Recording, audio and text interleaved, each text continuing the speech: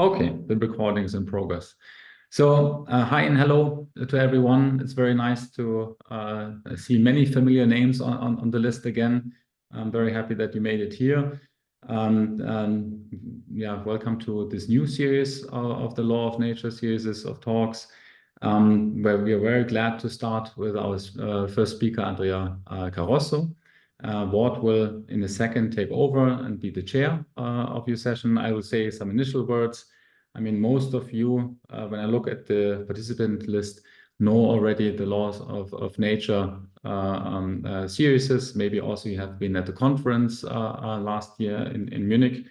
So this whole idea is basically about promoting a little bit the communication between physics, mathematics, and philosophy. And we hope to have a colorful program in this series. And this series we know already because we know the speakers. And then we will try to continue like that also during the next couple of months. So the new format is a little bit more lightweight. We have one speaker and a discussion in the end. But we'll probably have a bit more frequent talks. So at the moment, we're aimed at like every 2 weeks. Yeah. So I think I said enough about the organization because now I'm really excited to hear the talk of Andrea, and I will hand over to Ward to introduce him and be the chair of our session. Okay. Thanks, Dirk. Hi, everybody. So our first speaker today is Andrea Carosso from George Washington University. He's a postdoc there, and he's an expert on quantum field theory, lattice quantum field theory, and renormalization methods. And he also has an interest in foundations of quantum mechanics. And today, that's what he's going to talk about. So simulating Bohmian and Nelsonian ontologies in quantum field theory. Andrea, the floor is yours. Okay. Thank you, Ward, and thanks for having me. My main motivation is the question of whether we can kind of extract a clear picture of the world according to QFT, given that it's like immensely successful, at least for the standard model and various other applications. But as John Stuart Bell said in 1984, it seems it's like an unprofessionally vague situation or theory, because it seems to be, on the one hand, about particles. Most of the time when you're reading a textbook in QFT, you're just learning about like how to calculate scattering amplitudes for asymptotic incoming and outgoing states. But on the other hand, it seems to be about fields, because the fields play very essential roles, both for formulating the theory to begin with, like when you canonically quantize some classical field theory, but then also they come in as dummy variables in the path integral formalism, which is so widely used. So there seems to be kind of like this multiple sorts of entities flying around, and it's not clear what the formalism is saying about, whether these things exist and how do they behave, how are they related. The connection between them usually is something along the lines of like particles are quanta of field excitation, or particles are excited states of a vacuum. And what these statements are referring to is the Fock states, which mathematically are, so we call them n particle states, and there's like n momenta associated with those states, and you get them by applying creation operators onto a so-called vacuum state. And so usually that's like the precise statement that these colloquial phrases are trying to describe. But I'm not sure this is very informative in itself. After all, this state here, it's kind of written in an abstract way. You haven't even kind of chosen an explicit realization to represent that state. It's not clear what these creation operators are, like what exactly, they're related to field operators in a straightforward way, but are they related to fields somehow? And then you've got a vacuum state here. And then there's a question of, is that vacuum state a field, or is it like a quantum state? Is it a wave function of some kind? The standard accounts in QFT don't really fill in these sorts of details. They're just kind of happy with making these statements and moving on. And that's okay if you're just trying to calculate amplitudes and probabilities for things. Meanwhile, in non-relativistic quantum mechanics, you can actually supplement the formalism quite nicely, I think, using various hidden variable theories. So things that most of the people here are familiar with, like de Broglie-Bohm theory or pilot wave theory, and also Nelson's stochastic mechanics, which is a little bit lesser known or less popular. And so I'll spend a lot more time explaining that soon. So maybe by appealing to these hidden variable theories, we can bring the sort of clarity that was achieved in non-relativistic quantum mechanics to the level of quantum field theory. And so that's what I'll be talking about later on in this talk, and I'll be showing you simulations that I've done of field theoretical versions of those theories. So as a brief outline of the rest of the talk, I'm going to start with going over non-relativistic quantum theory in the de Broglie-Bohm approaches and stochastic mechanical approach of Edward Nelson. And then I want to show you an explicit example of the hydrogen atom, because it's very, I think, informative, and it also displays features that we will meet again when we go to field theory. And once we get to field theory, I first have to spend some time talking about the Schrödinger picture, because it's a little bit unpopular these days. So it'd be good to review that. And then I'll jump into Nelson and Bohmian QFT. And then I'll show you some explicit examples from free field theory. And I'll comment on interacting phi-4 theory at the end. And I'll end with a summary.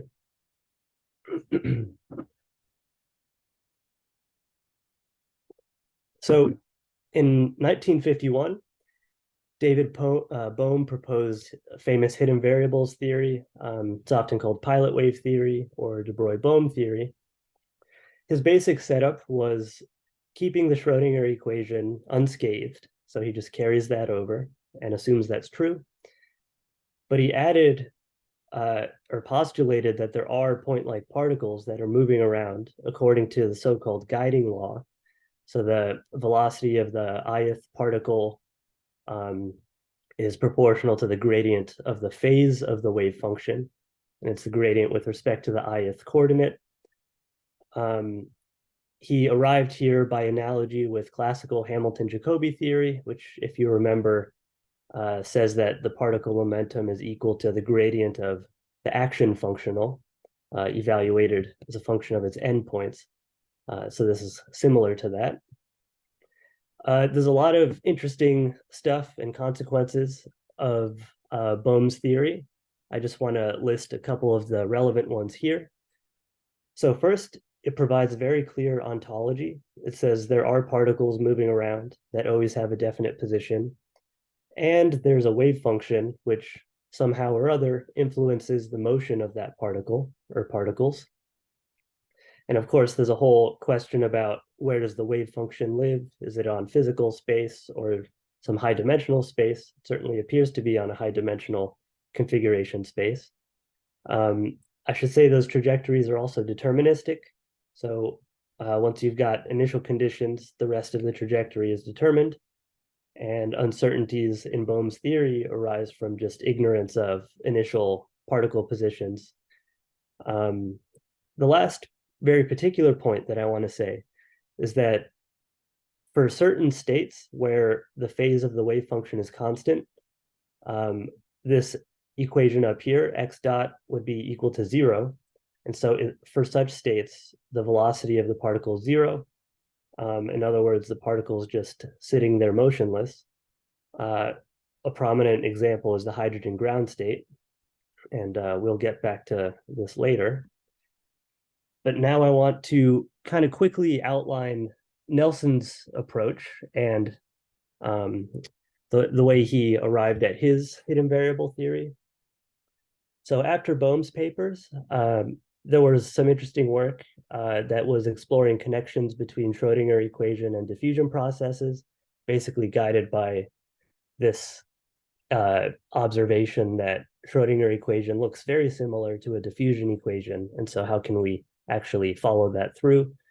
Bohm and Vigier in 1954 kind of supplemented the discussion by talking about a subquantum medium that basically kind of generalizes Bohm's theory to have some sort of random particle motion, but in such a way that it's consistent with the Schrödinger equation, or like quickly converges towards consistency with the Schrödinger equation. But their proposal wasn't very detailed. And a decade later, Edward Nelson, who was a mathematician at Princeton, independently came to similar ideas. And he actually went so far as to claim to derive quantum mechanics from some underlying stochastic process. And as a rough outline of his thought process, first he starts off by postulating a somewhat mysterious background field that influences particle motion in such a way that they have a guiding law of this form. X dot equals B, which is called the drift function or drift vector, B plus eta. Eta is random Gaussian noise. I like to call this the stochastic guiding law because it looks similar to Bohm's guiding law, but just with a random noise term. And we'll understand B in more detail soon. The Gaussian noise is kind of defined in a standard way by its mean and covariance. The diffusion coefficient of this random noise is h bar over 2m, making that identification is pretty clear when you go through the derivation. And so in this theory, particle motion is similar to Brownian motion, which kind of corresponds to the case that B equals 0, just kind of like totally kind of random motion. But we see if B is not 0, there's some kind of systematic average velocity that the particles exhibit. Nelson then postulated, by analogy with classical Ornstein-Uhlenbeck theory, that there's a stochastic version of Newton's second law that holds true during this process. Of course, the acceleration involves a second time derivative, and that's not naively well defined for a stochastic process. But Nelson chooses an ultimately this kind of time symmetric definition of a second derivative of the stochastic position x of t. D and D star are the so-called mean forward and mean backward stochastic derivatives. And there's like a precise definition, but I don't want to spend too much time on that. So with these assumptions, so stochastic Newton's second law and a stochastic guiding law for the particles, he shows that, first of all, the motion of these particles has some probability density that satisfies forward and backward Fokker-Planck equations. And from this system of PDEs, he finds that the drift function B can be written in terms of two other functions, R and S. And R and S are coupled together, and they satisfy these two equations here. I've defined like a script R to be the exponential of regular R. And of course, anyone familiar with foundations immediately recognizes these equations as the real and imaginary parts of the Schrödinger equation when you do a polar decomposition of the wave function. And so Nelson thought these two equations are equivalent to the Schrödinger equation. And so therefore I've derived the Schrödinger equation from some weird underlying stochastic process. Now, turns out it's not exactly the case. Wallstrom in the late 80s argued that you can't, from these two equations, conclude that you've derived all the solutions of Schrödinger's equations. But I don't want to get bogged down in that. And so the relation to the wave function, once you've got these R and S functions, is wave function is e to the r plus is.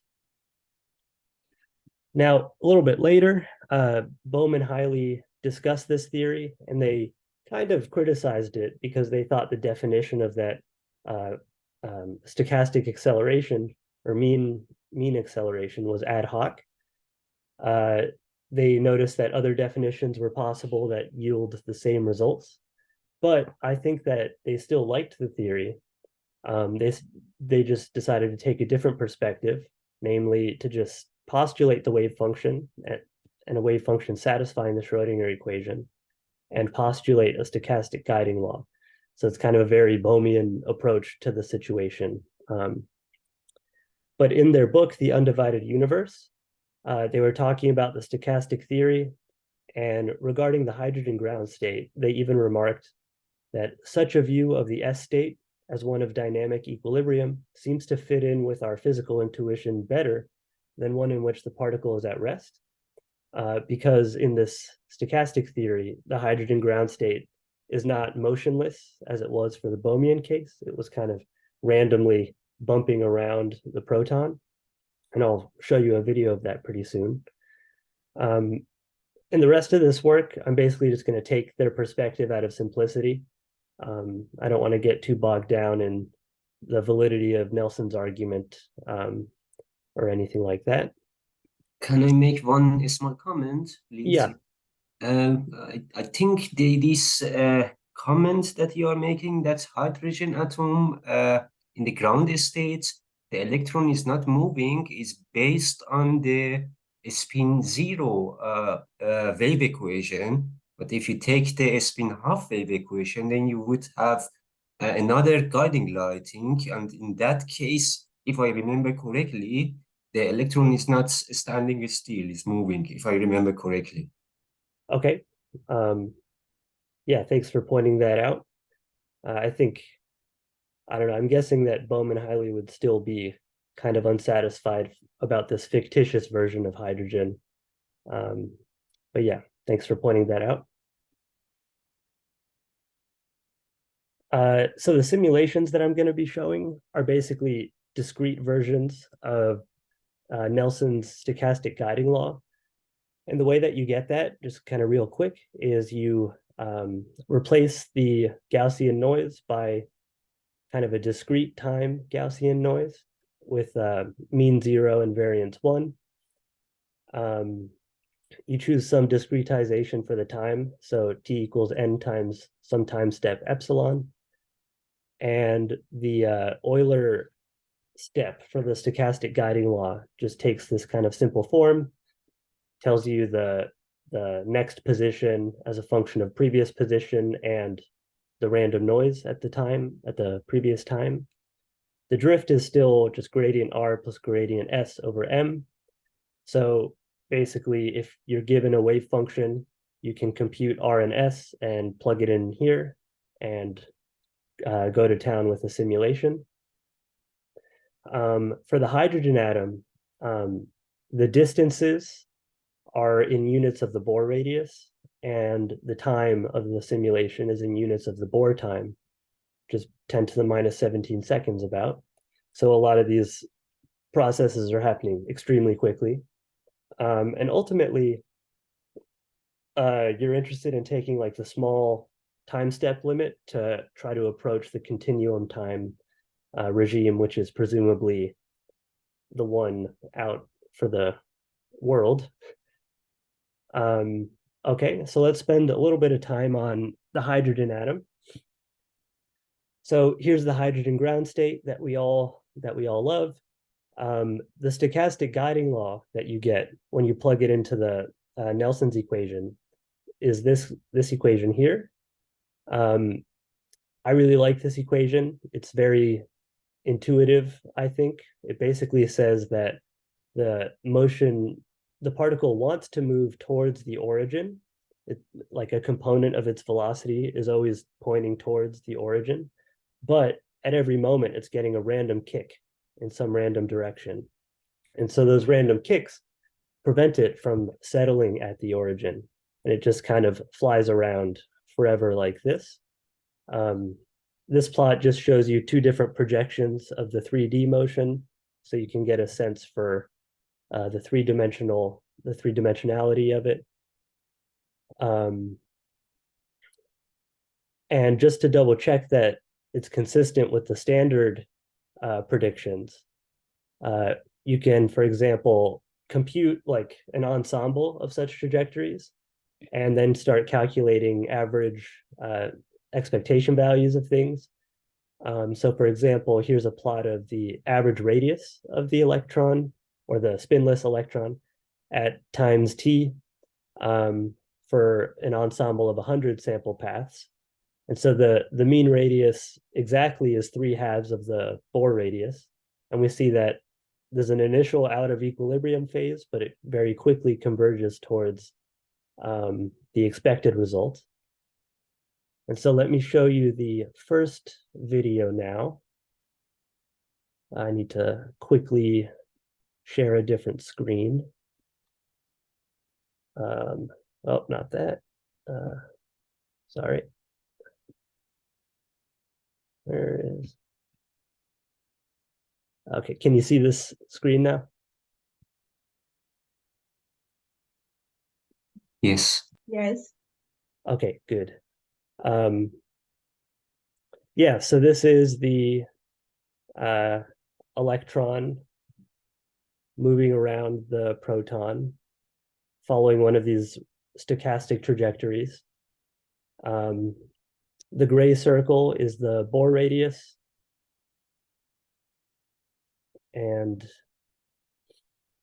yeah, basically just does this. If you decrease the time step, it doesn't travel as far between random kicks. And so this curve becomes a little bit more continuous. Okay.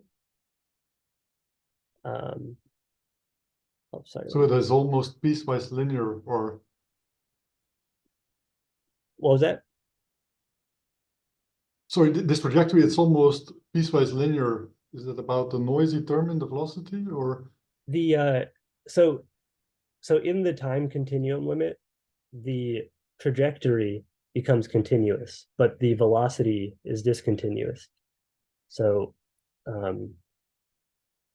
if that answers your question. Right, but it's like all, it's like so the velocity is indeed changing, but it's like always going along a straight line and then yeah, so between going in another direction.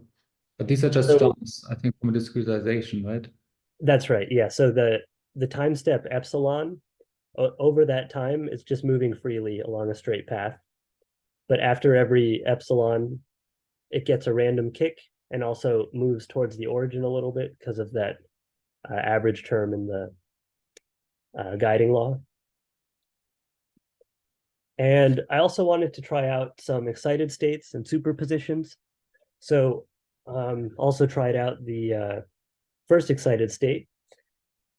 So in this case, you get the guiding law here. It still has a part that points towards the origin, but notice that there's this denominator, 2 minus r, meaning that this drift is actually singular at r equals 2, and that corresponds to the node of the wave function. So where the wave function vanishes, this drift has a singularity. But it turns out, so at finite time step, that singularity actually makes the simulation unstable. But I did an analysis that showed that as I decrease the time step to 0, the instability due to that singularity actually diminishes. In other words, like as epsilon goes to 0, the particle is overwhelmingly likely to get kicked away before it actually hits the node. So it never quite gets there. I can show you plots of that later. I also did a superposition of the ground state and first excited state because I wanted to get a sense for a state that has like a non-trivial time dependence. And to see that everything was working out nicely, I plotted again the mean radius over time in this superposition. The red curve is the exact form, or it's a fit to the exact form, because we can all do the integral and get some oscillating interference function. And you see that the ensemble of 100 trajectories actually does exhibit an average radius that oscillates over time. So that was kind of interesting from my perspective, because I kind of come from lattice QCD and Monte Carlo simulations where you're always working in Euclidean time, and so you never see oscillations like this, because instead of oscillating, you get exponential decays. So this was kind of exciting for me to be able to verify this in the Nelsonian picture. I think that's about it for the hydrogen atom. So I'd like to now move on to field theory. As I said earlier, I'm working in the Schrödinger picture of field theory, and in particular, the Schrödinger representation of the Schrödinger picture, and I'm on a lattice. So the idea is you quantize, for example, a real scalar field, as usual. You can represent the operators by, so phi hat is just multiplying by phi. The momentum operator is just derivative with respect to phi. And these operators, of course, satisfy canonical commutation relations, except it's like the lattice version. The states in this picture are wave functionals, and they evolve according to a functional Schrödinger equation. H hat here is the Hamiltonian operator, so you get it by quantizing the classical Hamiltonian, and the kinetic term is this second derivative with respect to the field. And then there's like a gradient term here, and the mass term, and then possibly a potential that sets whether or not the field is interacting.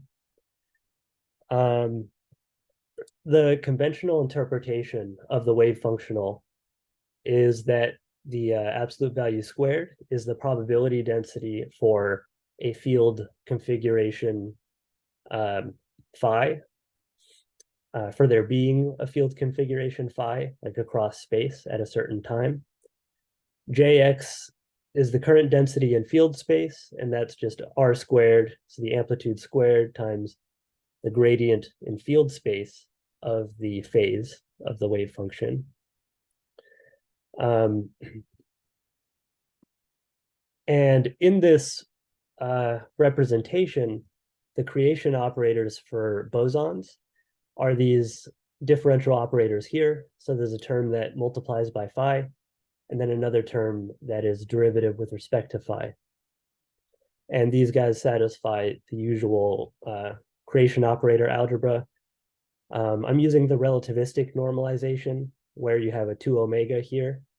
So omega is just the free theory dispersion relation, p squared plus m squared square rooted.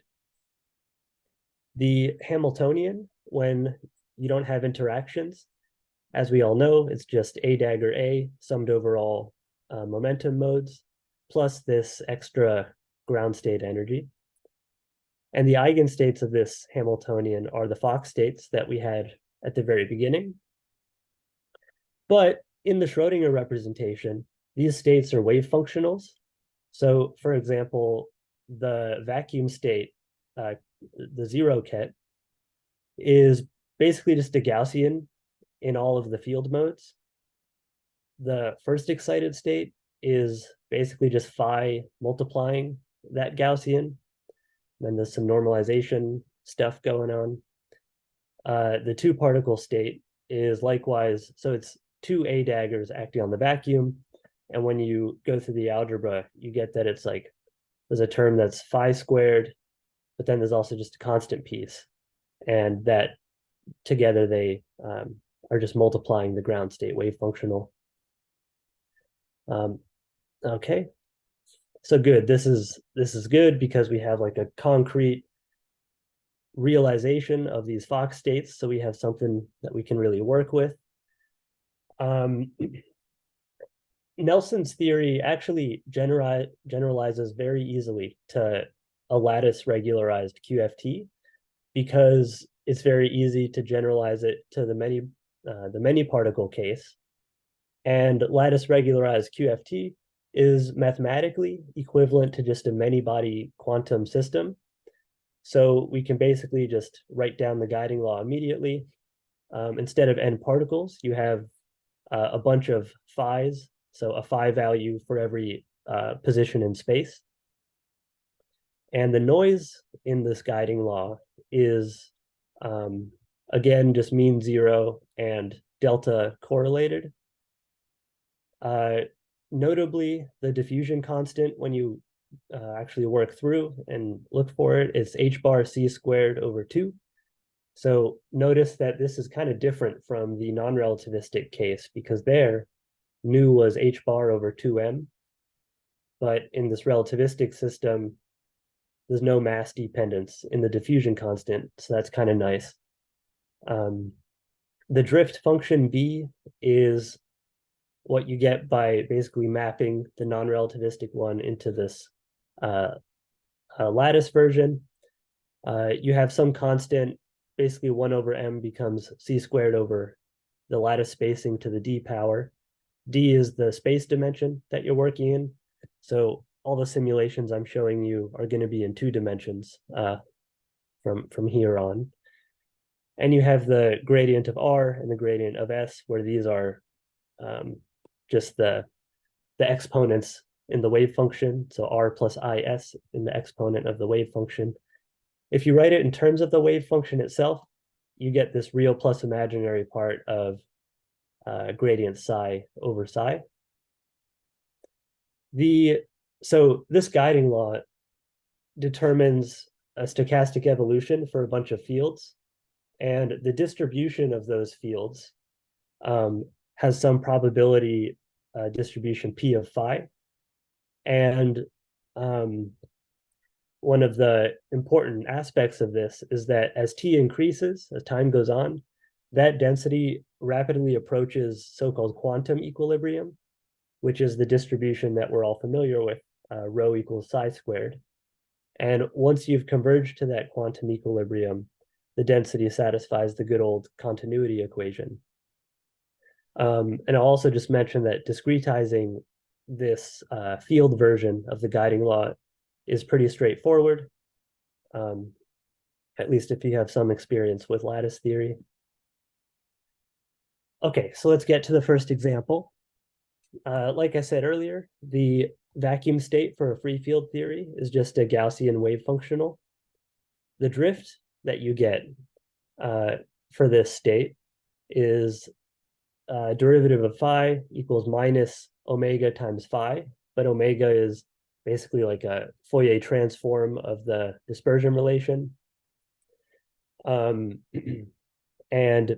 the p there is a lattice momentum, and so only in the continuum limit do you get the regular dispersion relation. Now, in this case, this equation is formally basically just an Ornstein-Uhlenbeck process, and so the solution is almost immediate. You can write the stochastic solution as some kernel acting on the initial field plus a noise term. This kernel, it's basically just a diffusion kernel, except instead of a e to the minus p squared t, you have a e to the minus omega t here. So it's very similar to a heat kernel. And so when I simulated this, I kind of satisfyingly got that the ground state field is just this noisy mess. Here's a plot of phi squared. So I'm plotting phi squared rather than just phi because this theory has a Z2 symmetry. So like on average, the field itself is 0, but the square of the field is not 0 on average. So it looks a little less noisy if I plot phi squared. But despite all this random noisiness, you can measure correlation functions of the field at different points in space. And so here are some of those, here's the results for the correlator as a function of the separation between points that you look at. The red triangles are the exact lattice propagator, just numerically computed. The black dots with error bars are the ensemble averages for the correlation function. So we see that there's pretty nice consistency between the two, just kind of as a sanity check that this is doing what it's supposed to do. And then I won't show you a video of the ground state. It's just kind of noisy fluctuations. I will show you a video here. So I also wanted to look at some 1 and 2 particle states. I define them by acting on the vacuum with a creation operator and then doing a sort of Fourier transform with a 1/2 omega down there. In position space, the result is just multiplying by phi at a certain point. Likewise, for a 2-particle state, similar definition, you get this function phi squared minus d acting on the vacuum. D, I should have defined it earlier. D is just that correlator that we see here. I guess I called it C there. The drift, for example, for the 1-particle state comes out to this function here. So notice there's a first term, 1/phi times a delta function. And that comes from taking the gradient of the phi out front and then dividing by phi. And the second term comes from the vacuum. So gradient of vacuum state divided by vacuum state gives you this part. And so basically there's 2 terms. One is like an excitation term, you could say, and another is the vacuum term. You might also be worried that there's a 1/phi here, but that actually implies something pretty interesting, because if phi is close to 0, the drift is very large. And so the field will kind of jump far away from being 0 during that time step. And the net effect of this is that configurations that have phi equals 0 at that point x1 are repelled by the evolution of by the guiding law. So we could say that the field beable tends to be non-zero at that point, and similarly for the 2-particle state. So here are some snapshots.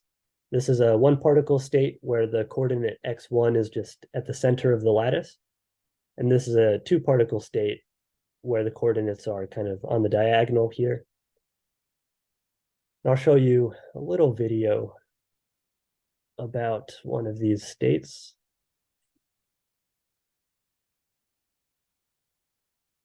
Okay, yeah, so this is the 2-particle state. So you have this like kind of fluctuating background and then 2 spikes.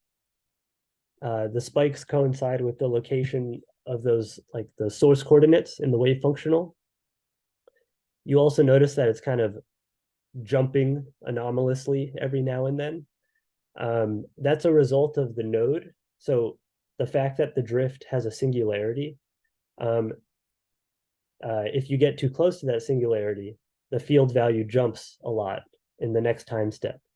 And so that's the thing that I mentioned earlier for hydrogen, that like getting very close to that node becomes less frequent as you approach the time continuum limit. And I was able to show that for these states as well. But I should say, just if you're at finite time step, there is a chance that you'll get knocked arbitrarily close to the node. So that's what these anomalous jumps are showing. And it's a static state, so it basically just does this forever. There's no time dependence in the wave functional.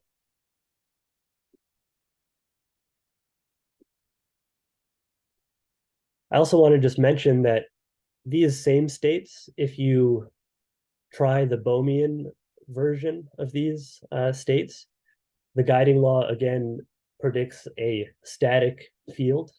So the field, whatever it is initially, it just kind of keeps that shape forever in these states. So the Nelsonian approach kind of gives you a little bit more dynamical, kind of fluctuating picture of what's going on, kind of in line with Bohm and Hiley's comments about physical intuition of these states. I want to discuss those spikes for a bit. So the spike structures are not exactly point-like.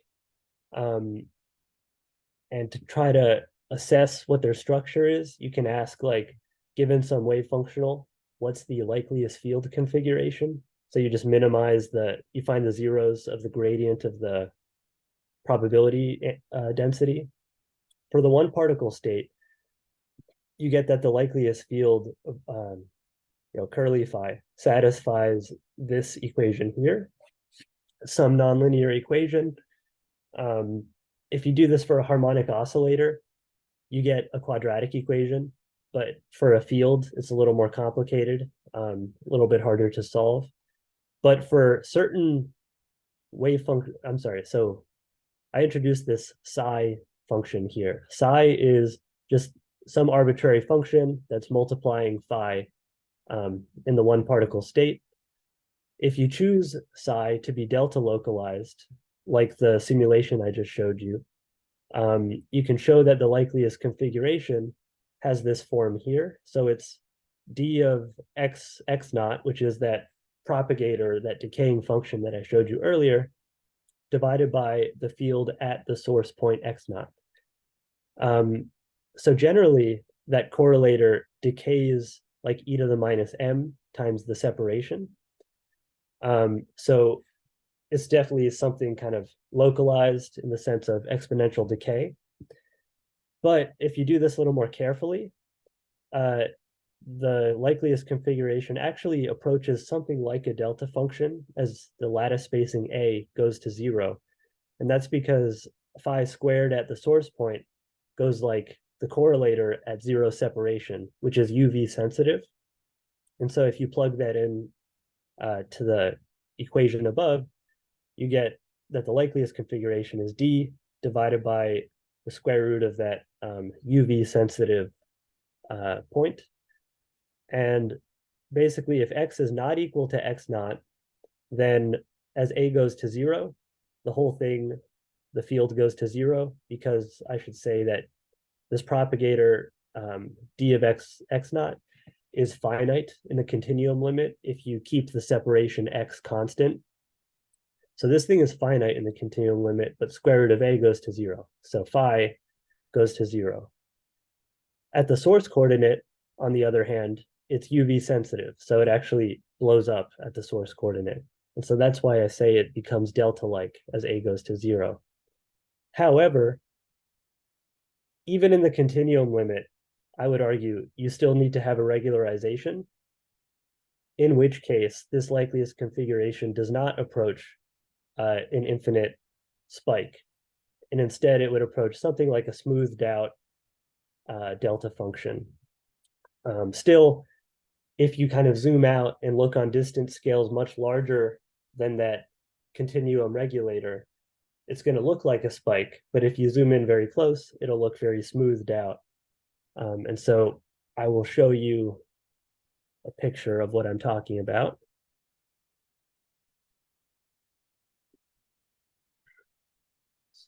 All right. Not that. Yes. So this is a one particle state. I showed you the spike earlier. So this is not a spike, but a smoothed out delta function. I actually just did like a lattice heat kernel with some smearing radius located at the center. And you can see in this case, there's a clear finite width to the spike. So it's more of a lump in this case. And so the idea is in the continuum limit, you can approach the continuum limit in such a way that the width of this spike, the physical width, remains constant. And so it'll look like a really smoothed out lump in that limit.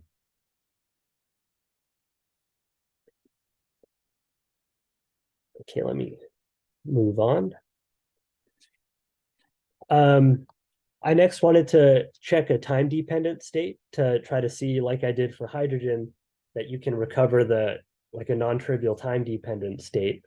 What I did was I took a one particle state, hit it with the free fields time evolution operator, and the result is this functional here. So it's like you have this something like a relativistic free particle diffusion kernel acting on the field phi. And the drift for this state looks something like this. I kind of leave it in this real plus imaginary form because it gets algebraically cumbersome to write that out. But you still have the vacuum term on the right here. And just to verify that I recover the correct time dependence, here I plot various values of, expectation values of phi squared at various points on the lattice. The red curves are the exact result because you can compute these things on paper. And so I found consistency with the exact result, which is good. It does require large ensembles to really see this. So I think this was like 1,000 or 2,000 field beables all averaged together. Now in this case, I'm actually going to show you the Bohmian version of the evolution. I could show you the Nelsonian one, but it's very noisy for a single configuration. So it's actually just hard to see what's going on for a single field. But in the Bohmian case, you see something very smooth and kind of beautiful. So let me show you that. Okay. So this is the one particle state that I just showed you. And this is the beable evolving according to the guiding law in that one particle state. It started out localized at the center of the lattice and kind of propagates outward in a spherical way. And I should also say that this is a periodic spatial lattice. So technically, once that outgoing wave hits the edges, it'll start kind of looping back on itself and interfering with itself. I'll just show it again.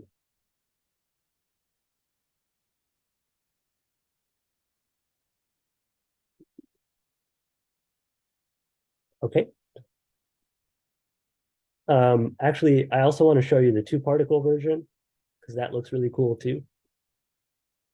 Here we go. So this is a two particle state, time evolved. It's a larger lattice. I did like 40 by 40, just so I had more space to work with. So before the waves get to the edges, it's a very kind of organized circular diffusion or spreading out. Once they hit the edges, they start interfering with itself and each other, and it becomes this kind of beautiful mess. Okay. Go back. All these videos are also on YouTube, by the way, so you'll find the links in the slides here. I want to mention briefly some implications for wave function ontology. Given one of these wave functionals, we can sort of extract a wave function by hitting it with a one particle state that is localized in quotes to some extent. So for example, for this one particle time evolved state, you can sort of extract this K as a wave function, but technically not just K, it's K acting on this free particle propagator from the source point, some time dependent kind of wiggly function in time that decays exponentially in space. And what I want to note to observe is that the behavior of this wave function is encoded, in a sense, in an ensemble of the field beables that are generated by the guiding law. In other words, this function, this wave function, you can sort of probe it by measuring expectation values of the field.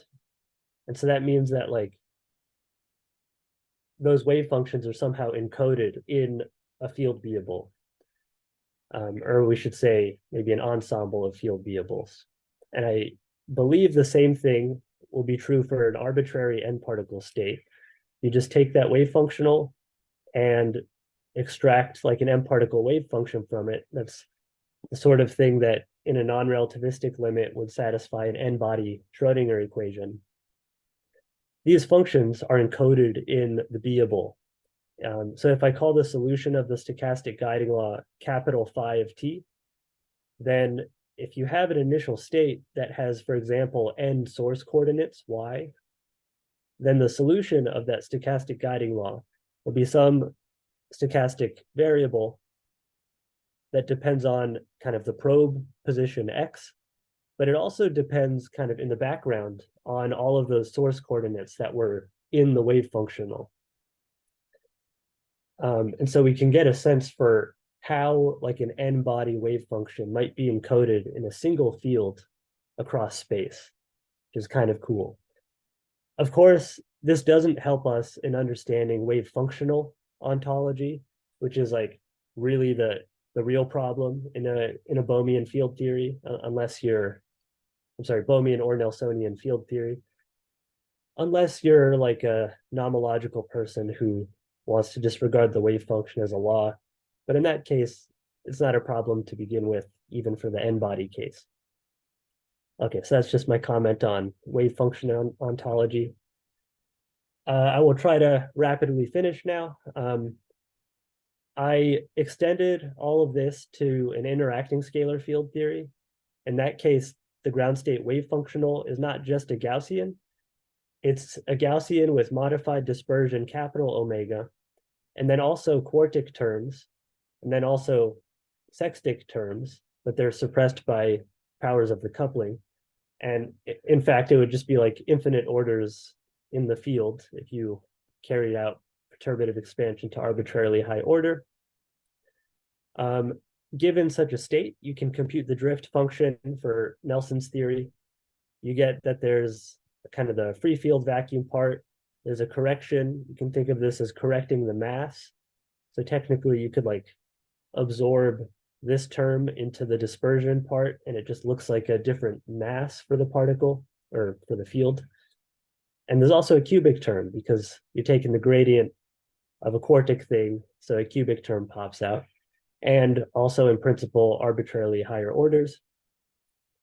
I also wanted to find a one particle eigenstate to leading order.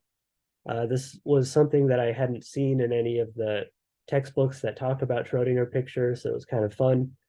The one particle eigenstate, if you do a derivative expansion, comes out to not just phi acting on the vacuum, but phi minus phi cubed plus higher orders acting on the vacuum. And you can plug this into the Nelson's formula for the drift, and you get some function. Again, that thing has a node where the particle's located. And there's also a vacuum contribution. And basically, I tried simulating those and got qualitatively similar pictures to the free field case. So the one particle state has like a localized spike, and the vacuum state's just a noisy mess, but it has a different correlation function between field points.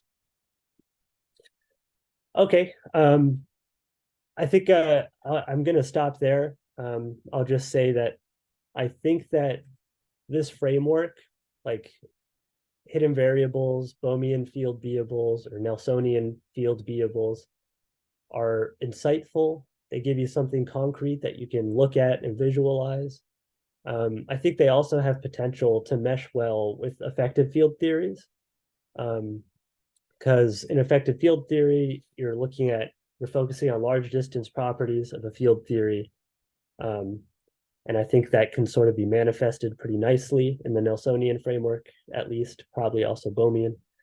I'm working on an extension to fermion fields, but it's very far from completed. So yeah, thanks for listening. I think I'll stop there. Okay, thanks, Andrea, for this very nice talk. Questions? So I see Sasha. Sasha, please go ahead and.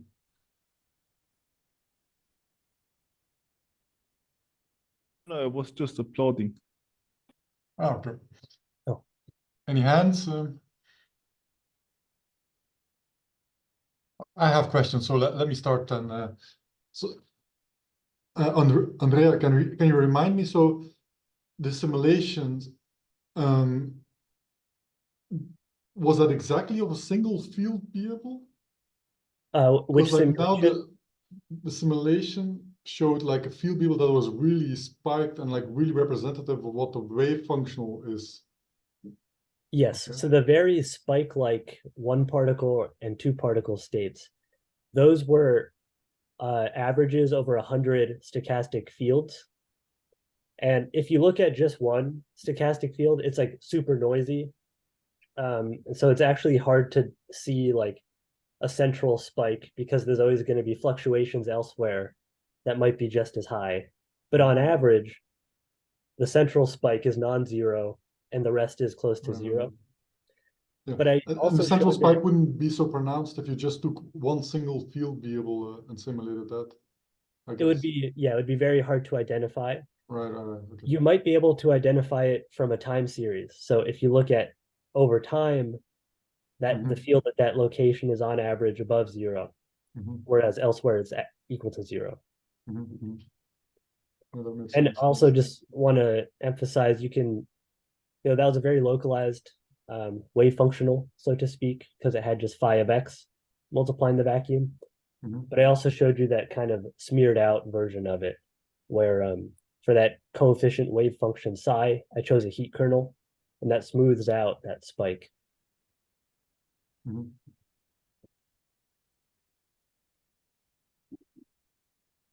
Maybe one more question towards the Bohm versus Nelson approach.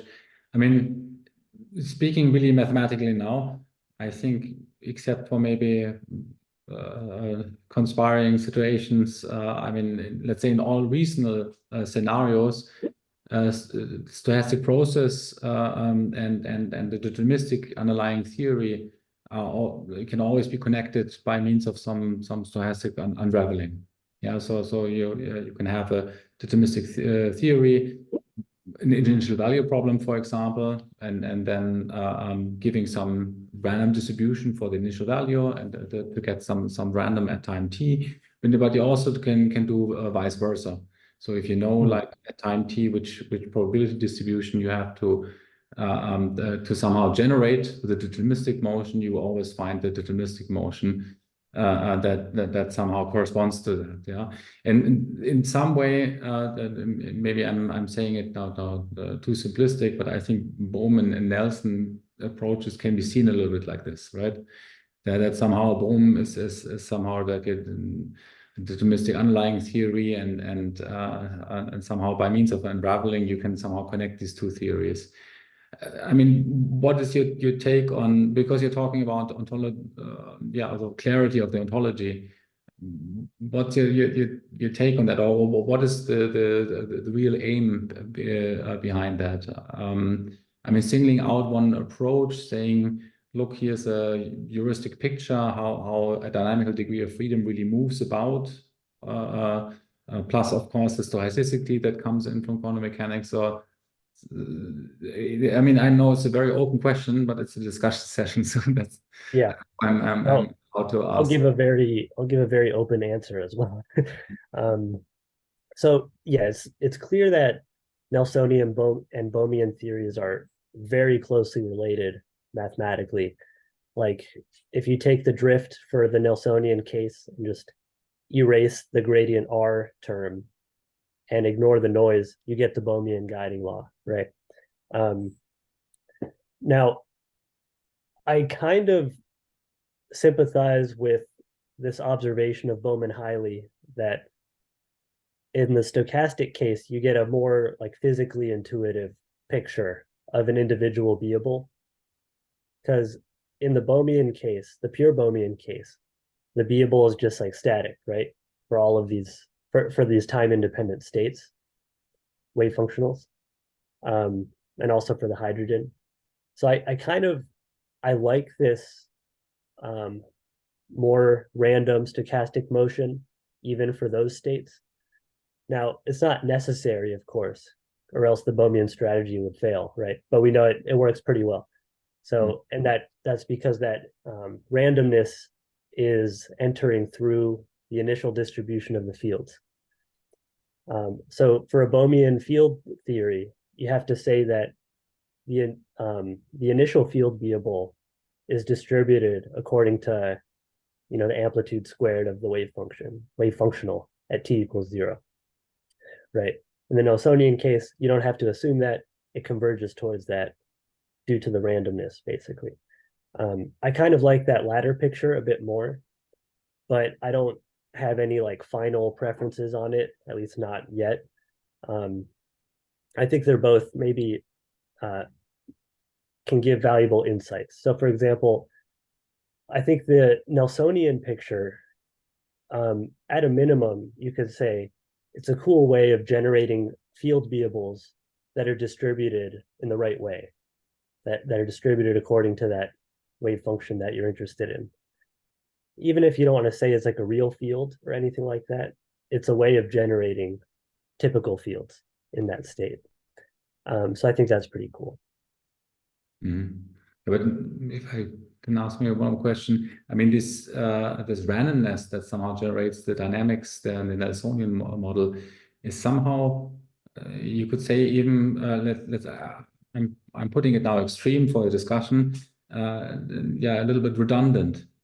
Because somehow the underlying picture to extract, for example, for quantum experiments like our statistics, our frequencies that we measure in experiments, I mean, somehow it's already encoded in the ignorance about the, let's say, the initial value, and I mean, if we have a situation where the degrees of freedom don't move, then they don't move. It could just be physics. Yeah. So it's redundant if you assume that the initial distribution is already the correct one.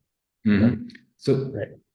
Okay, so what this I think in your simulations we also saw it, like this initial time where somehow you saw some convergence to something. Right. This is something that you find very appealing there then, so that it. Yes. Yeah.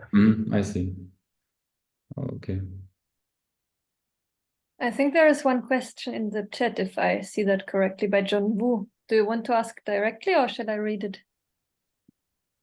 Sorry, it's a little bit noisy here, so I wrote on the chat. Thank you for noticing it. So actually, I wonder why we actually need the noise term. Then is there any correct formulation for this noise term in this equation?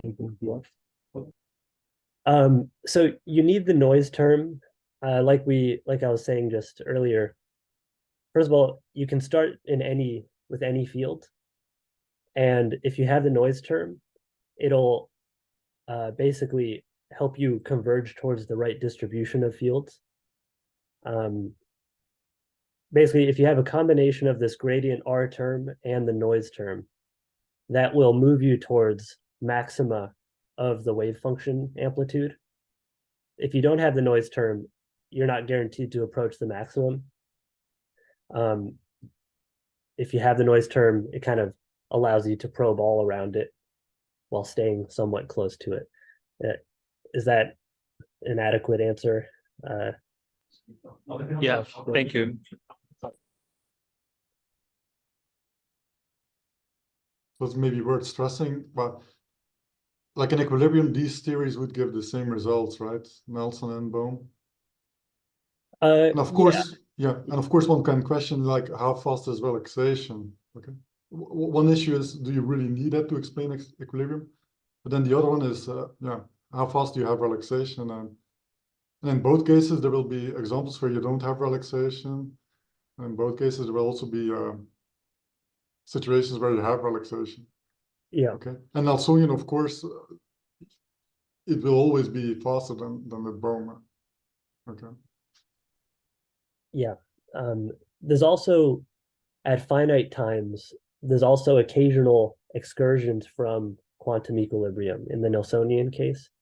So that's also kind of interesting. So for example, this hydrogen radius, you can see at like time 120, like on average, the radius was like not very close to the exact radius that you expect. So there are occasional excursions like that in the Nelsonian picture.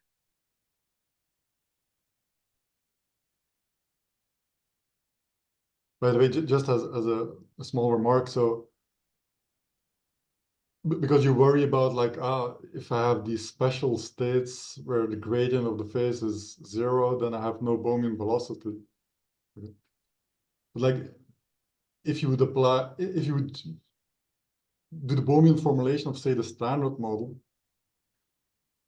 and then particles are fundamentally massless. So, and if you play the usual Bohmian game of introducing a guidance law, then actually for a single particle, it would always move at the speed of light. So it would be kind of similar to the Nelsonian dynamics where your particle has continuous trajectories, but every now and then, because it's moving at the speed of light, it gets a kick in the velocity. So the velocity changes discontinuously. Why is it a massless particle? Well, that's one of the lessons of the standard model, right? So all particles are fundamentally massless, with mass then being emergence through the Higgs mechanism. But yeah. Yeah, I mean, maybe for the fermions, right? The gauge bosons that are massless. I guess the Higgs but I'm talking about particle ontologies here, right? So for bosons, that's kind of hard. Yeah. Well, yeah. But it's just an observation, right? So if you're really interested in particles moving, even though for these special states, well, if you take a standard model on board, then they would be moving. Yeah, I am working on trying to do like wave packet states for in the Bohmian case. It's like a field-based Bohmian proposal to like see what does a wave packet look like in this framework. And like you were suggesting via email, I would like to try like a double slit experiment in the field case. The simulations are not like perfect yet, so I don't want to show them. They're probably wrong right now. But in that case, you like have like a localized Gaussian wave packet that just starts propagating in some direction. And I think generically it does spread out. So like the field beable for such a state spreads out as far as I can tell. Just sort of what you expect if you're expecting interference and that sort of thing. But it's not what you expect if you want to retain like a localized point particle in the field beable. So I'm trying to explore that and see what's going on. So the field would be spread out through the both slits then, I suppose, and lost against the screen, the final screen, and right, yeah. And I have to say, like the field beables in these cases, they do closely resemble like the coefficient wave function in the wave functional. So I think there's definitely something to that statement that they kind of mimic that function. The beable mimics that function. And if that function typically diffuses outward, then the beable will also then diffuse outward. Okay. I see two hands. So first Sahand and then Marcello.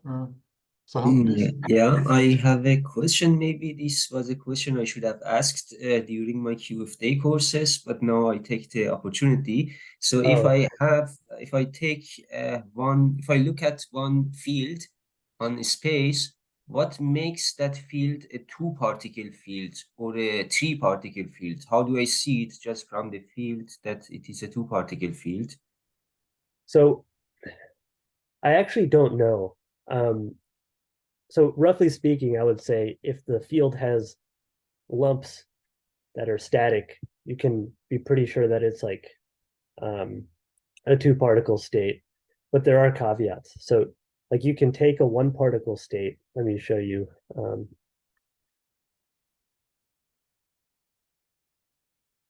Yeah, so if you take this one-particle state up here, and simulate the beable, it'll have a spike. If you replace phi by phi at x1 plus phi at x2 and simulate that field beable, you're going to get 2 spikes. Okay, so in that case, it looks like 2 particles, but it came from a 1 particle state. Okay, on the other hand, if you simulate a 2 particle state, you get these 2 spikes. So it is kind of confusing, and I don't know what the proper way to disentangle them is. And also, I'll say, like, that's not stuff that you would learn in a QFT class.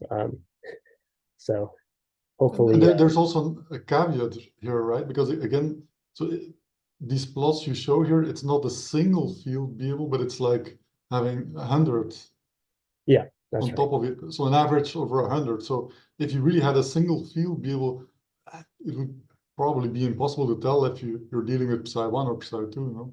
Yeah, you would have to look at that beable over time to be able to decide. Okay, yeah. Thanks.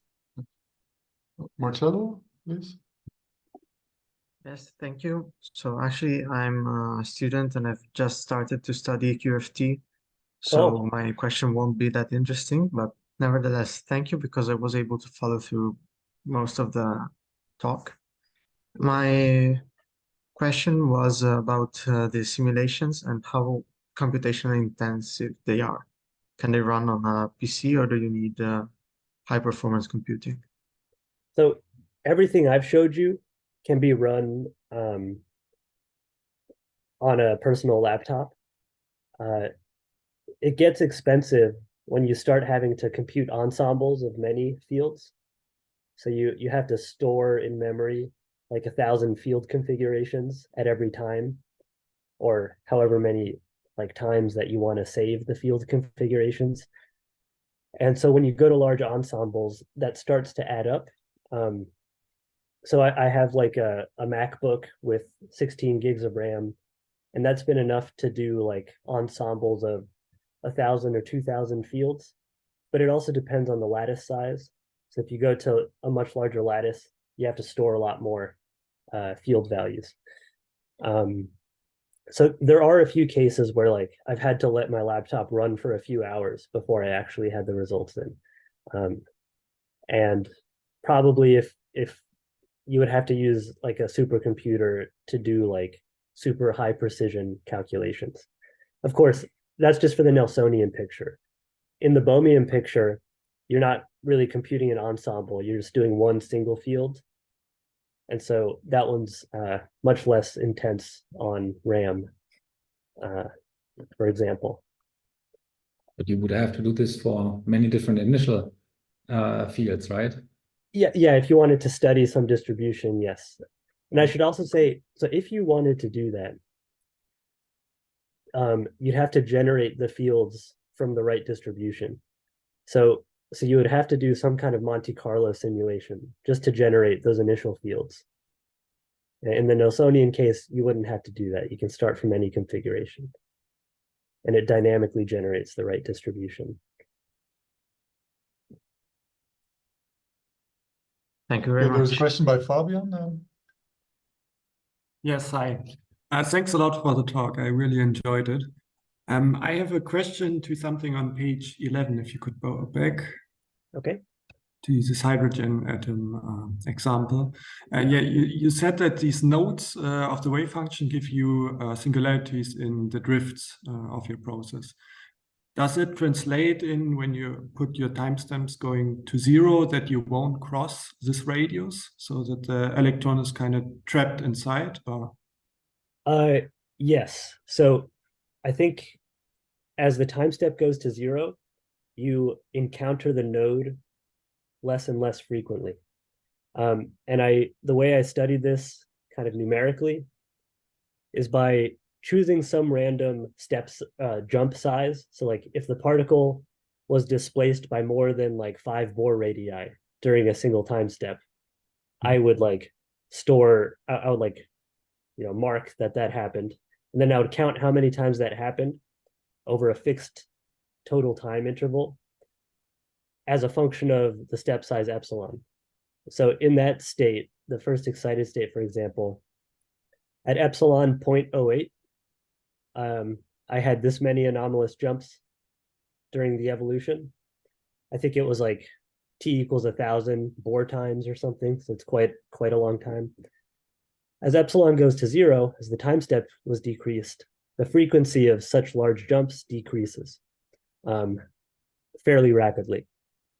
And it's like practically 0 by the smallest epsilons I tried. This plot here is the same thing, but for the, I think it was a one particle field theory state. So for epsilon small enough, it just plummets, the anomalous jumps plummet to 0 in that case too. And these jumps are the jumps which get you over the threshold of this radius, which you want to exclude. These are right. So anytime you accidentally get close to that radius, you will jump very far. And so basically this is counting how many times I got very close to that radius, the node radius. So in this case, it's like anytime the particle found itself close to r equals 2, I would basically count it. Of course, there's like a cutoff that you have to pick for what counts as close there. And my cutoff was jumping more than 5 Bohr radii, something like that. Okay, but then this picture of taking this step size going to 0, the electron will not pass this radius, then is the true picture.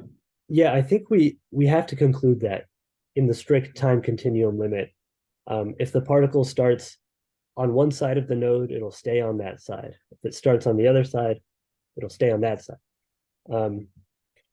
So you have one quantum state kind of, which can be represented either by the electron being outside and jumping at the outer radius, outside of this radius, and one being inside this radius, right?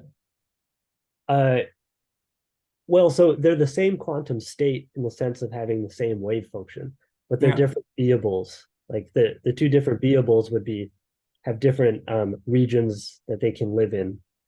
And presumably, if you have like a bunch of different systems, in some cases, the particle will be in one region, and in other cases, the particle will be in another region. And so you'll sample from both sides of that node. Now, it is an interesting question, and I don't know like the full resolution. I'm not sure if anyone here knows. If that leads irritating. to like it does that lead it should not be resolvable then, right? Because it's the same quantum state, but with so different beables represented. Yeah. Well, yeah. You know, in any of these hidden variable theories, the quantum state, i.e., the wave function, is not the complete picture of what's going on, right? So, yeah. Yeah. Thanks a lot. Yeah. Thank you. Anybody else? Maybe one more, if I may.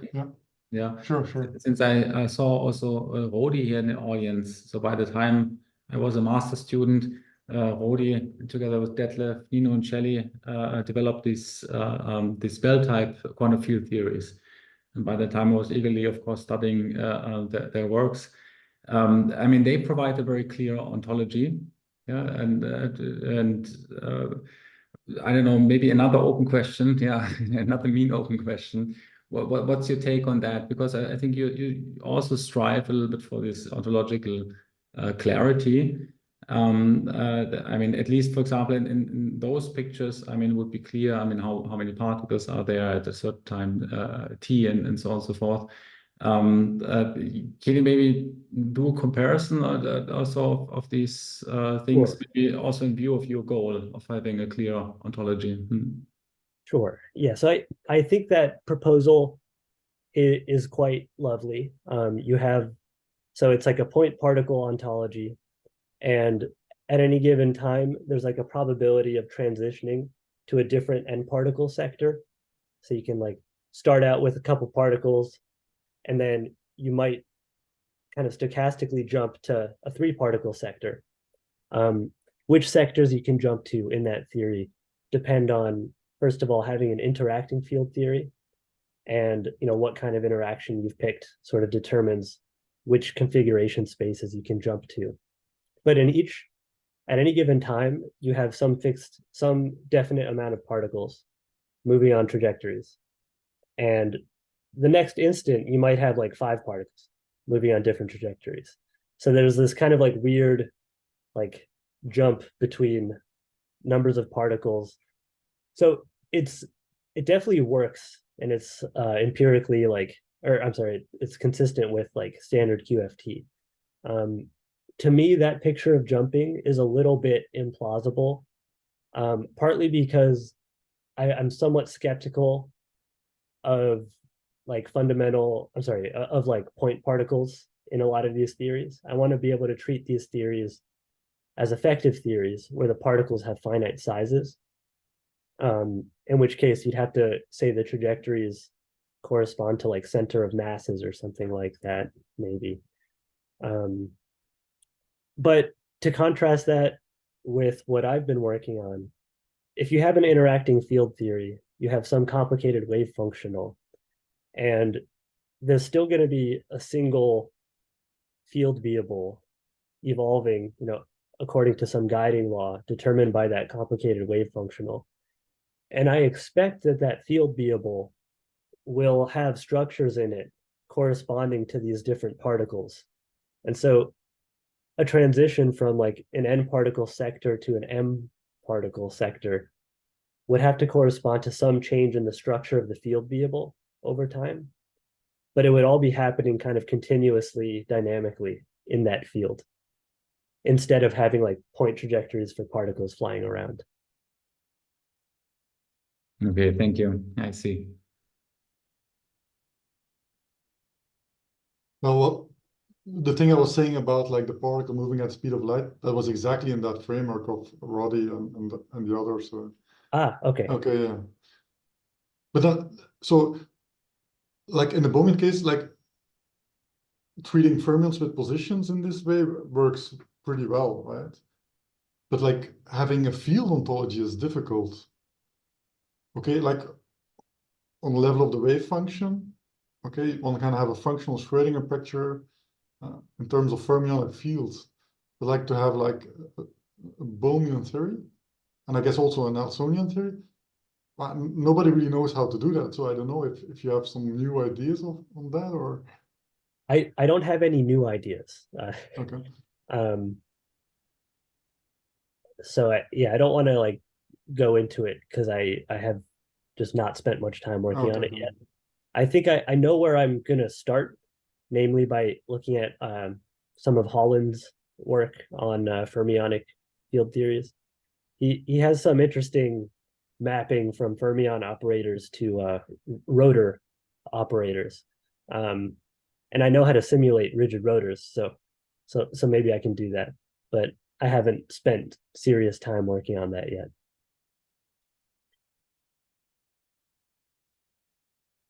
Thanks. More questions?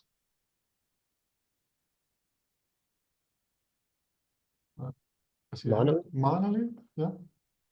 Hey, Andrea. What's up?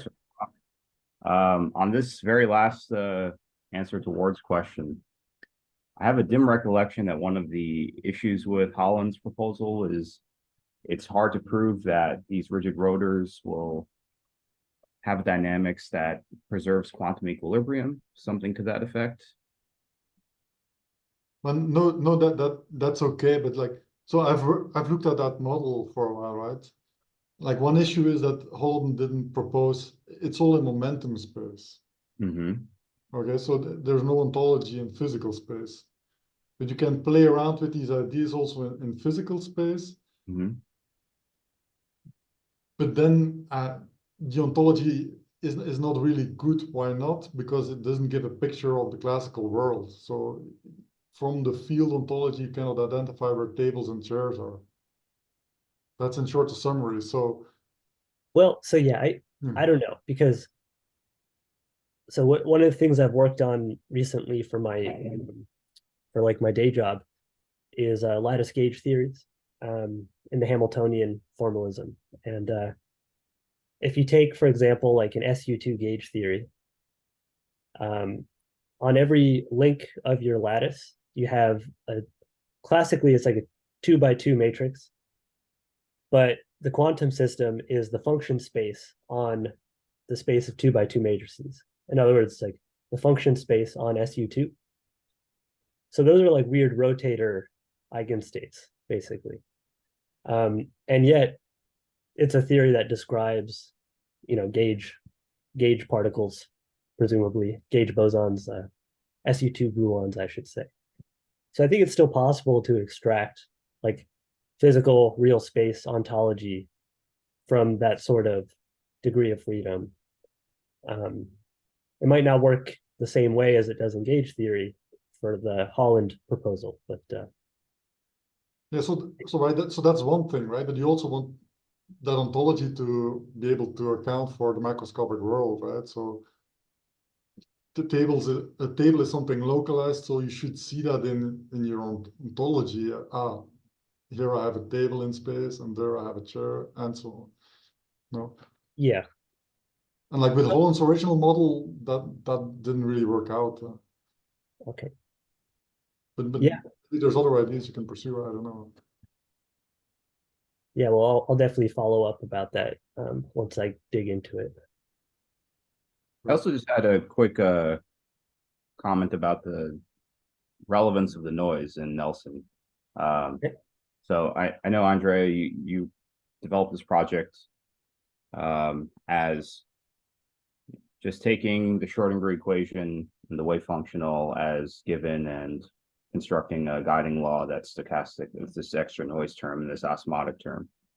Of course, as you know, Nelson's original ambition was to derive the wave function and the Schrödinger equation from a conservative diffusion process in configuration space.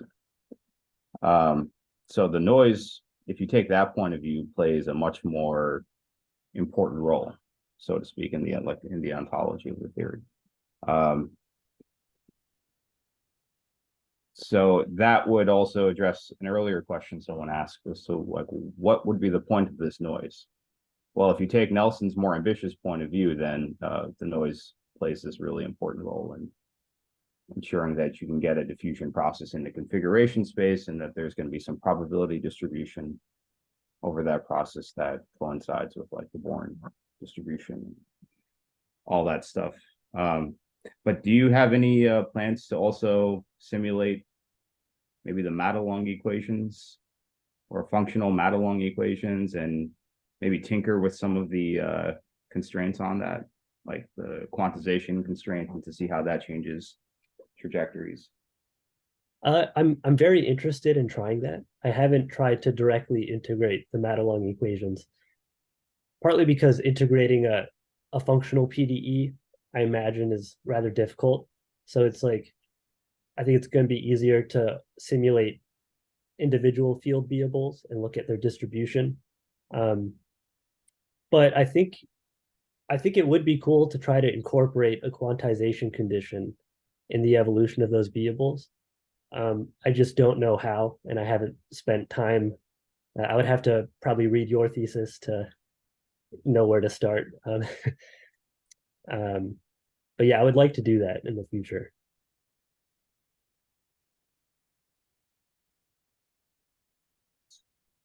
Everybody go ahead. So Ward mentioned that that in Holland's ontology, it's not clear that macroscopically disjoint states could be recognized, could be distinguished in the ontology. Now, how is that in the ontology that you showed us? So let me ask specifically about one case. Andrea, you mentioned that for a certain wave function, a one particle wave function with some peak here in the wave function, some peak there in the wave function, field configurations will also have two peaks. So that sounds like, if you have a superposition, if you have a state that would correspond in the particle ontology to a superposition of the particle being here and the particle being there, you would see field configurations where you have two spikes. Now, the question is, what would that be like macroscopically? So if you had a superposition of a pointer pointing this way and a pointer pointing that way, would you see in the field ontology kind of contributions of both or kind of shadows of both? I am not sure. I haven't thought carefully about what a measurement process would look like on the level of wave functionals. On the one hand, it seems like you'd have to think about like a large n particle state if it's going to be like a pointer or like an apparat classical macroscopic kind of thing. So and I haven't looked at that explicitly. I think that would be an interesting question to look at. Yeah, I think I'm like set up to do so. Part of the issue is I'd like to formulate like a toy model of measurement in field theory. I think I know how I would start.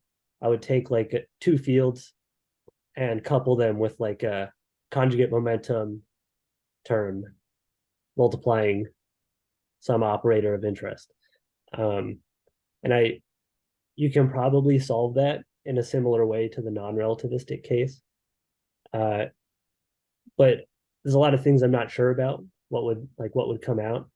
For example, like when you do measurements in non-relativistic quantum mechanics, you get this like superposition of like pointer of like states where the pointer variables traveling approximately along some trajectory whose slope is the eigenvalue of the operator that you're interested in. And it's like a localized state because you pick this initially localized wave kind of packet for the pointer. I'm not exactly sure what the corresponding thing in field theory would be. Like, would it be a wave functional that's localized at a particular like non-zero field configuration? Like, is that the appropriate thing to assume there? Is it like a Gaussian whose mean is at some non-zero field? So these are just the sorts of questions that I would need to iron out to actually get started with that kind of project. I would like to, though. I don't know if you have thoughts on if any of that made sense or not, but I think so. For the question about whether whether it would be possible to distinguish pointer positions, we're fairly confident that in the particle position representation, these pointer states would be disjoint.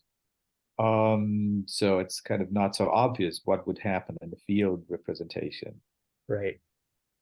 I would hope or expect for like a superposition of different wave functionals that are localized in certain small regions of configuration space, field configuration space. But I would like to see it borne out in an explicit example. There is a paper by Smeltzer, I think Ilya Smeltzer, which does some kind of analysis, exactly what Roddy was asking. If I remember correctly, he considers like two wave functionals, one with n particles located at one region, and another wave functional with n particles located at another region. And he showed that the overlap diminished if the number of particles increases. And what I remember from that is it was looking kind of okay, but I don't know. Do you know if like n particle states localized at a certain position, does that mean that you have like n creation operators acting at the same site? Exactly. Yeah. Okay. Or at kind of nearby places. Okay. And then the pointwise product of two such wave functionals goes to zero as n goes to infinity? Yeah, so I can't remember the details, right? But something to that effect. Okay. Yeah. Yeah, I should look at that more carefully. yeah, part of the issue is I don't know. So yeah, that's looking at like a pointwise product of two functionals. But it seems like, and those are like n particle states, presumably from like a free non-interacting theory. In the standard theory of measurement in non-relativistic quantum mechanics, you sort of assume that those states have small overlap when you assume that they're sharply peaked Gaussians, and that it's just the arguments of those Gaussians that are separating. I feel like that's not the situation for an n-particle wave functional. First of all, it's like not a Gaussian. It's some polynomial times a Gaussian. And if it's like a theory that has like a Z2 symmetry, for example, then that Gaussian is peaked at the origin and not somewhere else. It's peaked at field configurations that are zero everywhere.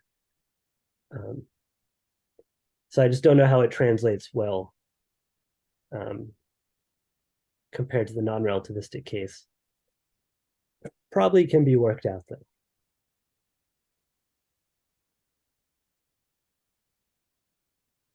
So no more questions.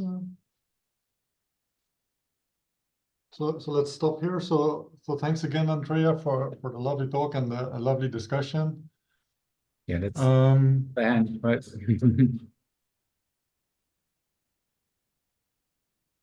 Thank you. So Dirk, do you want to announce the next speaker, like in 2 weeks? Yeah, well, we will be trying to keep you posted, of course. In 2 weeks, we have Daniele Ruiti from Munich here. We're not sure yet if it's going to be a hybrid or a Zoom talk. If it's a hybrid talk, we will try to rearrange also the equipment so that you guys can follow as well. And yeah, we would be very happy if a couple of you or maybe all join for the next couple of discussions. And I'm quite happy that so many already picked up again on the series. And yeah, let's see how we move forward with our topics. So thank you, Andrea. It was a really great start with you, and a nice discussion also in the end, I must say. Yeah, and thank you again for inviting me. It's been a pleasure. Yeah, the pleasure is all ours. Okay, then yeah, one day, and then we head to the weekend. So I hope you're all doing very well, and we see each other quite soon. Okay, bye-bye.